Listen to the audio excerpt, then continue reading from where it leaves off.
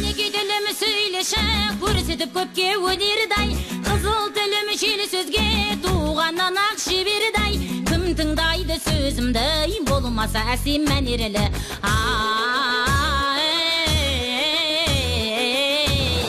Бақыт болады Болса жігіт өнерлі Дүниедегі жандының Бір артық бір ай төменді Алма мойын аз бедеу Құмар жігіт мінеді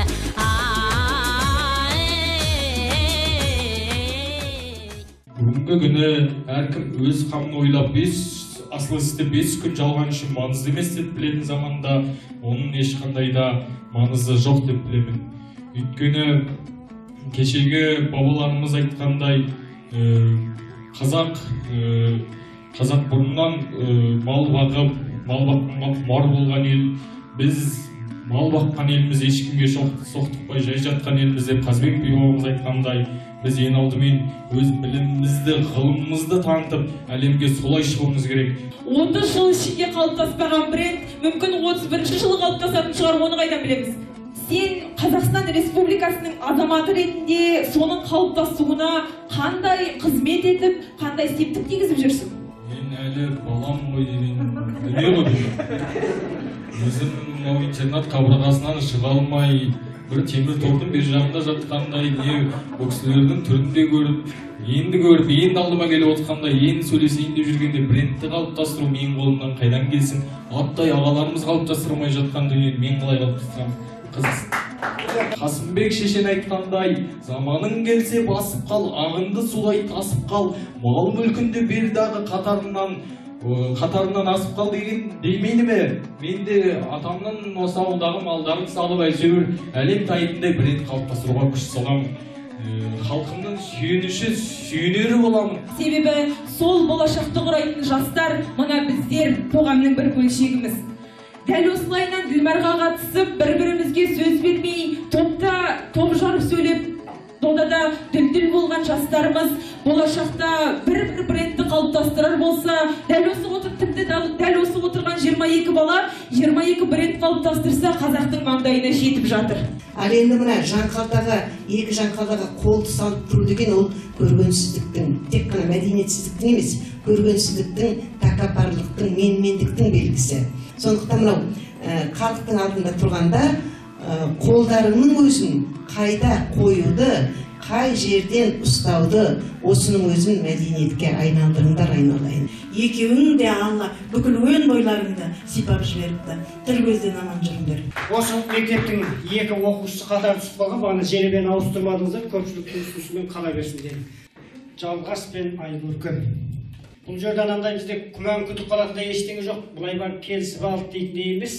Тақырыпты қазір жеребемен көптің көзінше алады, бұйырған тақырыпты.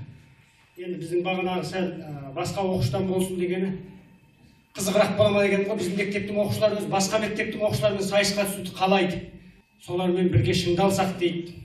Оған келіспеді бағана. Келіспегеннен кейін енді біз оны солай шешті, қала берсін. Өздері көрсеткен өнер қалай болады екен деп сынай қарап. Ана бір сөз бар ғой қазақта. Жүйрікке жүйрік келсе өршеленер дейді да. Иә. Қайта бұның өзі де бір сабақ болады.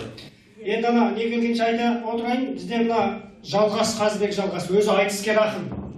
Серік Қалиевтің шәкірті Серік айтыскер ақын. Айтыста да топ жарды, поэзияда өлең жазады, шығармалар Ақ желкен ұланнан тағы да басқа газет журналдардан жарық көріп жүр. Біздің мектептің нөмірі 2-ші, біріншісі бітіріп кетті, нөмірі 2-ші жыл шешені. Өткен оқу жылында өткен жыл шешені байқауында жеңімпаз болған оқушы. Айгөркем Нұрланқызы осы жыл шешенде 1-ші орын алған. Екеуі де 10 сыныптың оқушылары біздің мектебіміздің осы шешендікке дендеп қанат қойған. Енді бағана айтып жатырмыз ғой, Мұхтар Әуезов айтады, шешені судай төгілген, таңдаушы бордай егілген дегендей. Сондай бір неге алып келіңіздерші, шамаларыңыздың келгенше, сондай бір күйді көргіңіз келіп тұр. Ал қане, кім таңдайды? Жеребе таңдаңыздар. Ары қарай екіміз. Менен аулақ енді. Өзге дамыған елдер секілді әлем мойындайтын отандық бренд қалыптастыра аламыз. Өзге дамыған елдер сияқты әлем мойындайтын отандық бренд қалыптастыра аламыз ба? Заманауи тақырып. Жалғас пен Айгөркем. Ал, бастай беріңіз өздеріңіз келсін. Айзасына жылқының қылын таққан, ынталаған дұшпанның мысын басқан, той жиында қызыл тілге дес бермеген ылдидан шауып келіп, төс көрлеген, дос болғанға құшақ ашық туыс болған, қас қылғанға қиып түсер қылыш болған, тарихын танып, шежіресін тарқатып жүрген ассалаумағалейкум қазақ елі. Бағаналы бері бұл кісілер қазылығын танытып, қалай разылығын білдіріп отырса да, халқымыздың біраз шаршап, ұйқысы келіп қалғаны бәрімізге аян. Міржақып атамдай болмасам да, ұйқыға кетіп бара жатқан халықты оятуға мен де келіп қалдым. Үйреніскен жау атыспаққа жақсы демекші ай көркеммен де шығып қалыппыз. Бізге берілген тақырып өзге дамыған елдер секілді әлем мойындайтын отандық брендті қалыптастыра аламыз ба? Мен жоқ дегім келеді. Өйткені бүгінгі күні заман, мынау антқор заманда қарасы, мынау қазған заманда қарасы антқор ханарам, батыр көксер басараман бәйбіше тартық болдарам дегендей, бүгінгі күні әркім өз қамын ойлап, асыл істі 5 күн жалған үшін маңызды емес деп білетін заманда, оның ешқандай да маңызы жоқ деп білемін. Өйткені кешегі бабаларымыз айтқандай, қазақ бұрыннан мал бағып, мал баққанға құмар болған ел. Біз мал баққан еліміз ешкімге соқтықпай жай жатқан еліміз деп Қазбек би бабамыз айтқандай, біз ең алдымен өз білімімізді, ғылымымызды танытып, әлемге солай шығуымыз керек. Тәуелсіздік алғанымызға аттай 30 жыл болса да, ешқандай техниканың жілігін шағып, майын ішкен кезіміз болмады. Бұл ащы шындық. Шерхан Мұртаза атамыз айтады, шындық ащы һәм ажарсыз дейді. Бұны да мойындау бізге керек. Өйткені ғылымнан дамымай, біліммен әлемді басып озбай жатқанда бренд қалыптастырып неміз бар. Абай атамыз ғылым таппай мақтанба, орын таппай баптанба дегендей, ең алдымен ғылымды, білімді дамытып барып, осы брендке аяқ басуымыз керек. Тіпті осы алаш арыстары қалап кеткендей күнді тудыруымыз керек. Ол кісілер қалаған жер мәселесі, соның барлығын көтеруіміз керек. Өйткені Әлихан бабамыз айтады, жер үшін дірілдемей болмайды, жер мәселесі өмір сүру мәселесінің зоры дейді. Біз бүгінгі күні жерімізді сақтап, ең алдымен білімімізді осы жерде көрсетуіміз керек. Жанқұт шешен айтқандай, ел қонбаса жер жетім, құс қонбаса ел жетім дейді. Осы елде, осы Алтай мен Алатаудың арасын жалғап жатқан жерді бабаларымыздың қасық қанымен келген, кешегі баһадүр бабаларымыз қызыл тілмен от көсеп, жаудың мысып басып қалдырып кеткен осы жерді қорғау үшін, тіпті сақтап қалу үшін біз білім мен ғылымды алып шығуымыз керек. Тіпті Төле би бабамыз айтады ғой, адамның басшысы ақыл, шолушысы ой, жетекшісі талап дегендей, біз осы қасиеттерді бойымызға сіңіріп барып, әлемге өзіміз танытуымыз керек. Тіпті тәуелсіздікті алу мен сақтап қалудың амалы екі басқа деп Әбіш Кекілбаев айтқандай, біз тәуелсіздік алғалы бұндай брендті қалыптастыруға жолда жасамадық. Бұл өте дұрыс. Өйткені біз ең алдымен осындай руханиятымызды жаңғыртып алуымыз керек. Бүгінгідей кешегі Майқы би бабамыз айтып кеткендей, өнер алдық, қызыл тілім безеніп шешен жігіт дауыл ойнар дегендей, бүгінгі күні руханиятымызды осылай жаңғыртып жатырмыз. Бұның барлығы біз әлем сахнасында өзіміз алып шығып, көкке бойлауға ең алдымен басқан қадамымыз, және бренд қалыптастырмай тұрып, біз өзімізді ұлттық мінезімізден ажырап қалмауға бекінуіміз керек. Ұлттық мінез дегенде біздің қазақ кезінде тарпан мінезді қазақ болған, бүгінгі күні қой мінезді қазақ дегенде өгіздейміз. Соны да бір еске алу керек. Ең алдымен менің ойымша брендті қалыптастырмай тұрып, өзіміздің ана тіліміздің тазалығын сақтап, тарихымызға үніліп, бабаларымыз айтқан асыл сөздерді санамызға қойып, соның қадірін білсек, одан асқан бақыт жоқ. Кейін барып брендті қалыптастыру мүмкін қолымыздан келер дегім. Жақсы, рахмет. Айгөркем қалыптастыра аламыз дейді. Жақсы. Аспанын торығандек көк ала бұлт, балауыз, сөйлесе әр сөзі құт, ізгілікпен еліп, сәлем бердім армағайын, алталаш, алқалы жұрт. Өзге дамыған елдер секілді өзіміздік брендті қалыптастыра алмаймыз деймін мен. Өзіміздің қалыптастыра алмаймыз деп жалғас қорғады. Қалыптастыра аламыз, әрине қалыптастырамыз. Қалыптастырмағанда не дейміз? Себебі жан-жағымызды жайлаған алпауыт мемлекеттер өздерінің атағын жер жаһанға жарып тұрып шығарып жатқанда біздің үндемей жатқанымыз дұрыс емес қой. Сол себептен сонау замандағы жырауларымыз бен бергі замандағы Алихан, Ахмет, Міржақыптай аталарымыздың одан бері тәуелсіздікті аңсаған желтоқсан құрбандарының аңсаған тәуелсіздігінде жүріп, біздің бренд қалыптастырып, әлемдік сахнада өз орнымызды ала алмауымыз біздің қазақ деген атымызға сын емес пе? Біз әлемдік брендті қалыптастыра алмасақ та, соған жағдай жасап, толық қалыптастырмасақ та, соған жағдай жасап, қадам басып келе жатқан мемлекеттердің біріміз. 30 жыл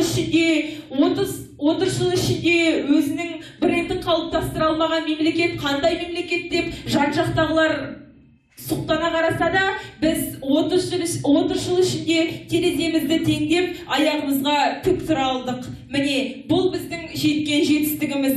Ал ендігі уақытта бренд қалыптастыру біздің халықтың мақсаты. Біздің бренд қалыптастыратындай неміз бар. Біздің қазақ халқының салт дәстүрі, ұлттық тағамы, ұлттық киімінің өзі тұнып тұрған бренд. Ұлттық киім адамның өміріндегі ең әдемі киім дегендей, біздің ұлттық киімімізден бренд қалыптастырып, жаңаша заманауи өмірмен өзіміздің ұлттық құндылықтарымызды, ұлттық аспекттерімізді байланыстырып алып келетін болсақ, біздің ұлттық киімімізден, біздің ұлттық нақыштарымыздан артықты не болмайды. Одан артық сіздерге қандай бренд керек? Ал ұлттық тағамдарымызға келер болсақ, әлеуметтік желіден біздің қазақтың құртын сүйсіне жейтін мұхиттың ар жағындағы Америка құрама штаттарының халықтары, Америка халықтары, тағы да басқа халықтардың біздің құртты сүйсініп жеп, оған өздерінің ықыластарын білдіретін байқап жатамыз. Соған қарап біздің ұлттық тағамдарымыз, сүт, май, құртымыздың өзі де өз басына бір төбе бренд боларлықтайды не деп білем. Дәл осындай құндылықтарымызбен, дәл осындай алтын жақұттарымыз тұрғанда, біздің қазақ халқын бренд қалыптастыра алмайды деп санау ақымақтық деп білемін. Жақсы, бірлеріңізге сұрақ қойыңыздар, екінші кезең. Тәуелсіздік алғанымызға 30 жыл болса да, егер бренд қалыптастыра алсақ, осы күнге дейін неге қалыптастырмадық? Жақсы сұрақ. 30-ында орда бұзбайтын, осы қоғамда жүрген қаншама адам бар. 30 жасқа келіп, не өзіне үй ала алмаған, не көлік ала алмаған адамдар қоғамнан шеттетіліп жатқан жоқ. Сондықтан 30 жыл ішінде бір бренд қалыптастыра алмады деп қазақты шетке ысырып тастайтын ешқандай мемлекеттік құқығы жоқ. Сол себептен мен 30 жыл ішінде қалыптаспаған бренд мүмкін 31 жылы қалыптасатын шығар, оны қайдан білеміз. Сол себептен қазақ халқы 30 жылда бренд қалыптастырмады деп ешкімге айыптан алмайды деп білемін. Жақсы, сұрақ қойыңыз. Сұрақ қойыңыз. Жалғас, біз ұлттық бренд қалыптастыра алмадық дедің. Сен Қазақстан Республикасының азаматы ретінде соның қалыптасуына қандай қызмет етіп, қандай септік тигізіп жүрсің? Мен әлі балам ғой деген дүние ғой. Өзім интернат қабырғасынан шыға алмай, бір темір тордың бер жағында жатқандай, не бұл кісілердің түрінде көріп, енді алдыма келіп отқанда, енді сөйлесейін деп жүргенде брендті қалыптастыру менің қолымнан қайдан келсін? Аттай ағаларымыз қалыптастырмай жатқан дүниені мен қалай қалыптастырамын? Қызықсын. Сұрағына қарай жауабы. Үшінші кезеңге өтейік, үшінші кезеңде ұстанымдарыңызды ауыстырып, қорытынды жасайсыздар. Өзге елдер секілді әлем танитын, әлем мойындайтын бренд қалыптастыра аласыздар дейді. Әрине қалыптастыра аламын, өйткені мендей мынандай жарқылдап тұрған балаларыңыз қалай қалыптастырмайды. Ең алдымен осы қараңғы қазақ көгіне өрмелеп шығып, күн болам, күн болмағанда кім болам деп Сұлтан Махмұт атам жырлап кеткендей, мен де осы елімді әлем танитындай деңгейге жеткізетінім айдан анық. Ең алдымен осы мектепті бітіріп алайыншы, одан бастап бәріне әрекет едік. Тіпті Қасымбек шешен айтқандай, заманың келсе басып қал, ағынды судай тасып қал, мал мүлкінді бер дағы қатарынан асып қал деген демейді ме? Мен де атамның осы ауылдағы малдарын салып әйтеуір әлем танитындай бренд қалыптастыруға күш саламын. Халқымның сүйенері боламын. Нақысбек би айтқандай, сүйенішін күшті болса, сүйек жұтсандағы қалмайсын дейді. Бұйыртса сүйек жұтпайтын халықтың мендей наруылдар өсіп келе жатыр. Тіпті бүгінгі күні осы қазақы киімімізбен әлем танитын бренд қалыптастыруға болады. Біз дейтін осы басқа елдердің құндылықтарын сіңіргенде сұмдықпыз. Ал бірақ өзімізкіне келгенде аяп қаламыз ба, тартынып қаламыз ба, сондай бір қызық қасиетіміз бар. Бірақ енді сен болып, мен болып, жақсы өзім болып, осы брендті қалыптастыруға күш саламын.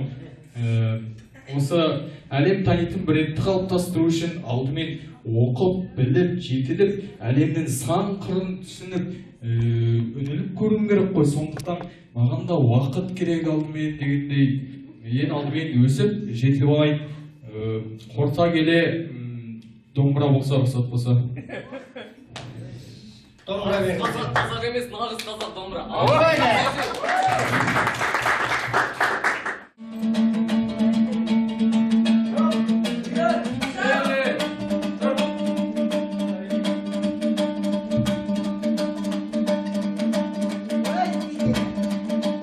ағайын тізгінінді енді аламын.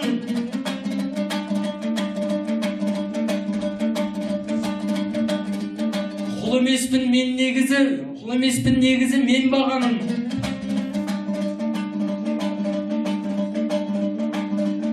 Бұйыртса барша әлем қызғардай, қазағым дей беріңдер, жел боламын.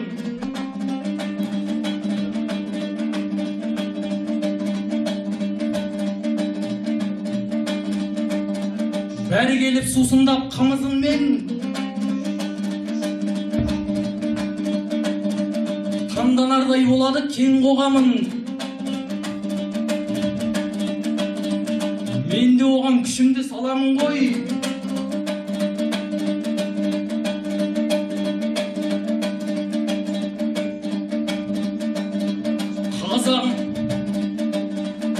Қазағыма әрлімен өн боламын. Ей, бұйыртса қарандаршы, осыдан соң әлемді мойындатар ел боламын.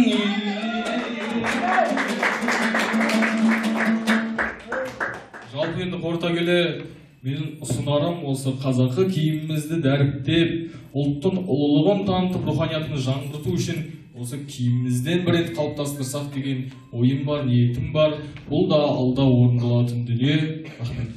Айгүл күнгені домбыра керек па? Жоқ, ондайым жоқ. Талабыңа нұр жаусын жалғас. Үміттенем, сенен болашақта уақыт өте келе бір жақсы дүниелер пайда болады деп. Десе де ренжіме, бірақ мен ұлттық киім, басқа әлемдер қызығарлықтай, басқа әлеммен тереземіз тең боларлықтай бренд қалыптастыра алмаймыз деп ойлаймын. Себебі бренд дегеніміз жалпы ол алпауыт мемлекеттердің жасап бізге көрсетіп қойған дүниесі. Біздің қазақ халқы жалпы көріп, түсініп, кейін оны қорытуға да ұзақ уақыт керек пе деп ойлаймын. Себебі 30 жыл ішінде бір брендті қалыптастыра алмау дегенің ай білмедім. Енді мектепті бітіргесін сен қалыптастырсаң, онда ол бір жаңалық болады деп білем. Жалпы брендті қалыптастырмас бұрын адам негізі өзінің ішіндегі аймағы мен шекарасының ішіндегі мәселелерін шешіп, өзінің басқа әлемге көрсеткенде мен таппастай, мұнтаздай болуы керек деп білем. Сол себептен біз бірінші халық арасындағы іріткі мен халық арасындағы мәселелерді шешіп, жер дауында басқа дауды да шешіп алғаннан кейін барып, өзіміздің барымызды басқаға көрсететін болсақ, міне, онда бір ғанибет болушы еді. Ахмет Байтұрсынұлы жер халықтың не тірі, не өлі болуының мәселесі деген. Ал дәл осы жер мәселесін шешпей, біздің өлі не тірі болып жүруіміз, кейін тірі қалмас болсақ, брендті қалыптастыратын да уақыт болмай қалады. Сол себептен біздің ең алға шешу керек мәселеміз халық ішіндегі мәселелер. Соның бірі жеріміздің мәселесі деп білем. Жерді жалға беруден тайынбағандар сатудан да тайынбайды дегендей, жеріміз басқаға жалға беріліп, басқаға сатылып жатқан кезде, жеріміздің үсті өзінде тұрып, астындағы байлығы басқаға беріліп, сол нәрсе бренд болып өзімізге қайтып келіп жататын болса, онда біздің қазақ халқынан белгілі бір бренд пайда болады деп айта алмаймын. Сол себептен қазақтан бренд шығады деген ойға күмәнмен қарап, ай шықпайды-ау деген бір ұстанымға келем. Ал өзімнің өмірлік ұстанымым жалпы қорытындыға келетін болсам, жақсы сөз жарымыр істейді. Мүмкін шықпаса да, болашақта шығып қалар деген үмітпен қараймын. Қазақтың болашағы кемел екеніне, оның болашағының жарқын болатынына сенімім мол. Себебі сол болашақты құрайтын жастар, мына біздер қоғамның бір бөлшегіміз. Дәл осылайынан Ділмарға қатысып, бір-бірімізге сөз бермей, топ жарып сөйлеп, додада дүлдүл болған жастарымыз болашақта бір брендті қалыптастырар болса, дәл осы отырған 22 бала 22 бренд қалыптастырса, қазақтың маңдайына жетіп жатыр. Және дәл осы секілді басқа да аймақтарда, басқа да адамдар бір брендтен қалыптастырар болса, қазақтың атағын жер жаһан емес, мына айналып тұрған дөңгелек ғаламшардың өзі естіп, дауысымыз тіпті планетадан ар жағына ғарышқа шығып жатар деп үміттенемін. Дәл осындай көрініс қазақтың болашағы туралы ойланған кезде көз алдыма келеді. Лайым, дәл осы көрініс шындыққа айналғай. Жақсы, рахмет. Алдыға алқасы сұрақтарыңыз болса. Пікіріміз қызым Айгөркем десе Айгөркем екен. Мынау бағана сөзіміздің басында айттық қой, сөйлеу бар да, сөйлей білу бар деп.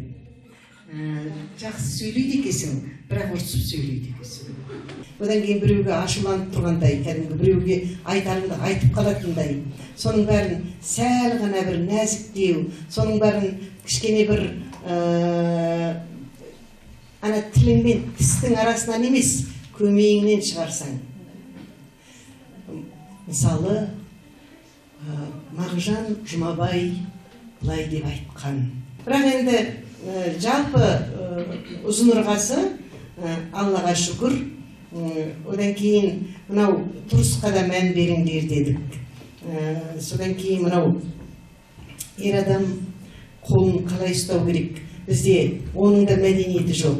Қыз бала қолын халықтың алдында тұрғанда, болмаса біреудің алдында тұрғанда қалай ұстау керек?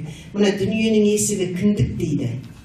Мына ақылы бар адамдар кіндіктің тұсын қос қолмен басып ұстап отырады. Жалпы естеріңізде болсын, бәріңіздің де, құлақтарыңызға. Ал енді мына екі жанқалдаға қолды салып тұру деген ол көргенсіздіктің, тек қана мәдениетсіздіктің емес, көргенсіздіктің, тәкаппарлықтың, менмендіктің белгісі. Ал енді қолыңды артыңа байлаған жаман ырымның белгісі. Адам ұсталғанда не жасайды? Қолын артына қайырып алып кетеді. Ал енді мына қолды айқастырып ұстаған, ол да бір менмен, ол да мені көр деген. Сондықтан мынау халықтың алдында тұрғанда қолдарының өзін қайда қоюды, қай жерден ұстауды, осының өзін мәдениетке айналдырыңдар, айналайын. Жақсы, рахмет. Аманжан аға. Жалғаста Айгөркем де аттары қандай әдемі. Мынау дарынға келіп түсулеріңде бір мәні мағынасы бәрі көрініп тұр. Маған бір керемет расына киімді бренд жасаймыз деп ойлаймын ба. Мен өзім 30-ға тарта мемлекеттің жерін басым, қай мемлекетке барсам да мынау Айкөркем салып тұрған әшекейді апарып, ол бүкіл шетелге бренд. Мына әшекейдің өзі алтыннан соғылған, өзімізде әсемай деген брендіміз бар ғой біздің.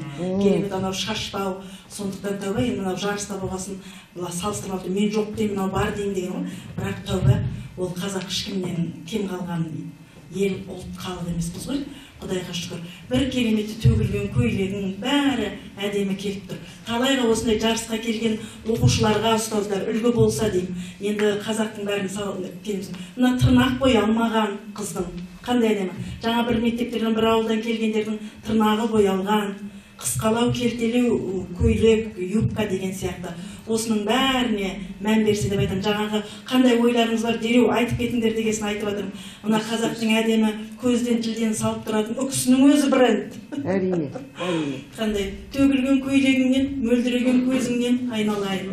Кереметтен даусыңды ол жөндеу түкте қиын емес. Роза Бағланова, Бибігүл апаларымыз өздері келіп шәңкілдеп ән айтып кеткен жоқ, олардың ұстаздары болды. Мына ұстаздардан талай сен тәлім тәрбие алады деп сенем. Мына дарынның өзінде қанша ұстаздар бар, айналайын. Мынау адам дүниеге келатқанда Алла тағала басын сипап жіберсе, бастық болады дейді, қолын сипап жіберсе, шебер болады дейді. Екеуің де Алла бүкіл өн бойларыңды сипап жіберіпті. Тіл көзден аман жүріңдер. Енді жалғастың көркемдігін көрдіңіздер. Мына өзі қиын тақырып, мынаға бірдеңе ойлап табу. Бірақ сүйреп әкеп бағана айтқандай шеберлікпен қолданды. Айкөркем көркемдігімізді арттырамыз. Көркемдік деңгейді сөз қосылды. Жалғастан кішкене қалай қолданғанын көрдіңіз. Көркемдік деңгейді көтерейік. Сонда ол шешендік сайыстың нағыз шартына айналады. Рахмет.